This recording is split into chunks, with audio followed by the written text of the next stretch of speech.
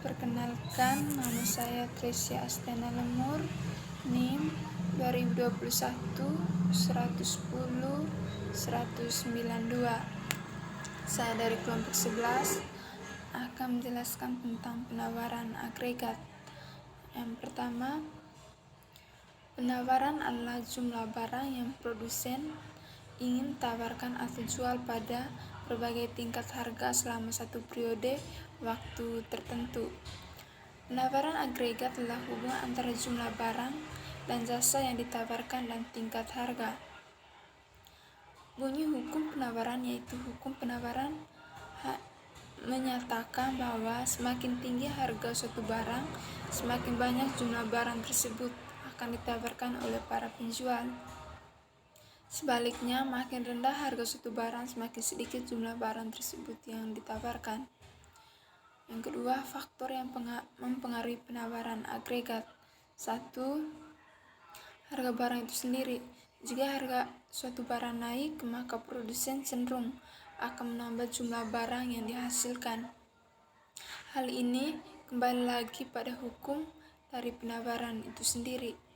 Yang kedua, harga barang lain. Yang terkait apabila harga barang substitusi atau barang pengganti naik, maka penawaran suatu barang akan bertambah dan sebaliknya.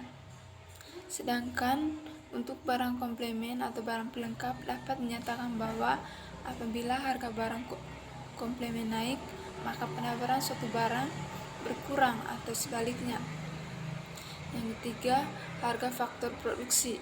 Kenaikan harga faktor produksi akan menyebabkan outputnya lebih sedikit dengan jumlah anggaran yang tetap, yang nantinya akan mengurangi laba perusahaan, sehingga produsen akan pindah ke industri lain dan akan mengakibatkan berkurangnya penawaran. Yang keempat, biaya produksi. Kenaikan harga input juga mempengaruhi biaya produksi. Bila biaya produksi meningkat, maka produsen akan mengurangi hasil produksinya, berarti penawaran barang berkurang. Yang ketiga, penggeser penawaran agregat. 1. Pergeseran kurva permintaan agregat. 2. Pergeseran kurva penawaran agregat. Kurva penawaran agregat dapat bergeser karena faktor-faktor yang mempengaruhi biaya produksi sebagai berikut. 1. Kekuatan pasar tenaga kerja. 2. Tingkat harga yang diharapkan. 3. Dorongan upah kurva ras bergeser ke dalam atau inward shift. 4. Kesimpulan, penawaran agregat adalah sejumlah seluruh barang akhir dan jasa di dalam perekonomian yang dijual atau ditawarkan oleh perusahaan-perusahaan pada berbagai tingkat harga. Permintaan agregatif adalah seluruh yang permintaan terhadap barang dan jasa yang terjadi dalam suatu perekonomian, baik yang berasal dari dalam negeri maupun yang berasal dari luar negeri.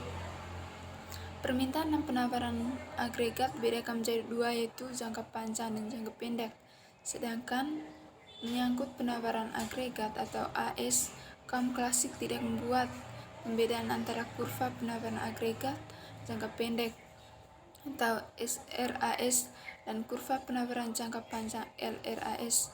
Kurva penawaran agregat kaum klasik didasarkan pada asumsi bahwa pasar tenaga kerja berada pada keseimbangan dengan kesempatan kerja atau employment berada dalam kondisi full employment. Sedangkan kurva penawaran agregat jangka pendek menurut Keynes hanya akan bergeser secara perlahan apabila suatu perekonomian berada di luar tingkat pengangguran alamiah. Itu saja Pak presentasi dari saya. Terima kasih.